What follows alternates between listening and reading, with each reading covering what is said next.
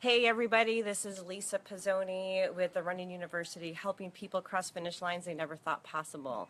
And I wanted to do this quick video today, and I won't be able to see those of you popping on because Greg is videotaping for me, and I appreciate that. It gives me more time to concentrate on what I'm saying. But I did the White Tanks race today, the Xterra Trail Race, which first of all, thank you to Xterra for doing this amazing race and also for supporting Girls on the Run. All of the races support Girls on the Run, so I really appreciate that since I'm on their board of directors and I love the Girls on the Run program.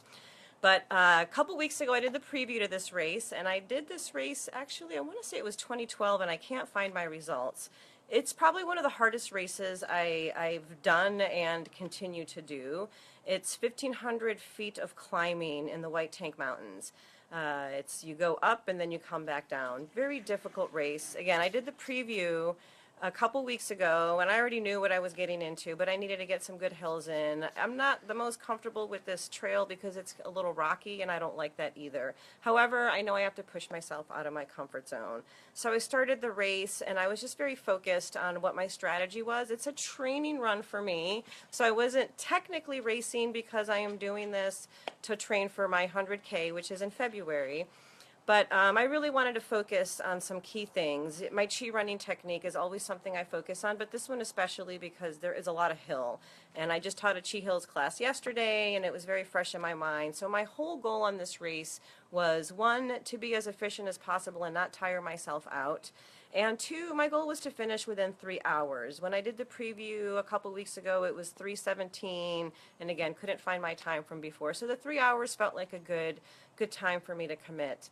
And I went up, I was by myself most of the race. The White Tanks are gorgeous. One of my strategies was to carry my water pack so that I wouldn't have to stop at the aid stations and, I don't want to say waste any time there, but I just really wanted to keep the flow going. And it's a hard race, so I power hiked up a lot of the hill, and that was my strategy. And coming down, a little treacherous because, again, a little rocky trail, but I had to keep focusing on relaxing. And I kept looking at my clock, which I don't like to do all the time, and I ended up finishing in 2:57. So I crossed the finish line, felt like $1,000,000, felt awesome. I reached my goal, and I just felt good. I felt like, felt amazing. And then I started talking to some of my friends that were there, and one of my friends finished in like 2:15, and another one finished 10 minutes after that. And then I had another friend who ended, a half hour before me. And I kind of started getting in my head a little bit, which I know we all do. You all know what I'm talking about, and don't you dare say that you don't, because every single one of you do this, and I know it. And I started going there. I started thinking like, wow, I'm a running coach. I've been training really hard. Like, how is it that how is it that I'm not going faster? What are these people doing? And then I realized I stopped and took a couple of pictures, and I truly enjoyed my race. I had an amazing time. It was probably one of my best races that I've done in a long time. I felt good. I wasn't tired when I was done. And right away, so my biggest advice to you is as soon as you feel that you go there, and again, I know you do, circle back around and become self-aware and celebrate your successes and celebrate their successes too. Oh my God, I'm so happy for my friends. I mean, they podiumed, they won age group awards, all amazing. That was not my goal. So all good. I'm so proud of them, and I'm going to celebrate my success. I'm not going to let my ego and my mind get the best of me today because I worked my butt off today, and it just felt amazing. And I just really want to get this point across to everybody because I work with a lot of runners, some beginner runners, some people that have been running for a while. It's probably one of the biggest things that we do, and not even in just running, in our everyday life. We're always comparing ourselves to other people. Think about where you are and where do you want to go, and really focus in on your results. And I finished 87th out of 95 people. Okay, again, I'm a running coach. I'm back at the pack. I mean, 8 other people were behind me out of 95 people, but you know what?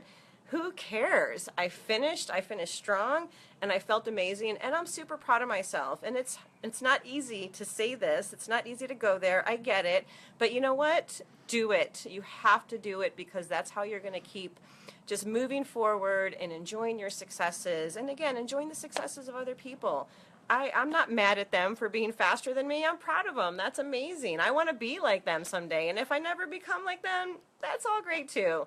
So anyway, I just wanted to share that thought with you today because I went there and I wanted you to hear it because everybody does this. And for me, again, as a running coach, it's in my head a lot that a lot of people beat me. But you know what? Who cares? I'm proud of myself. So go out, do your thing, and be proud.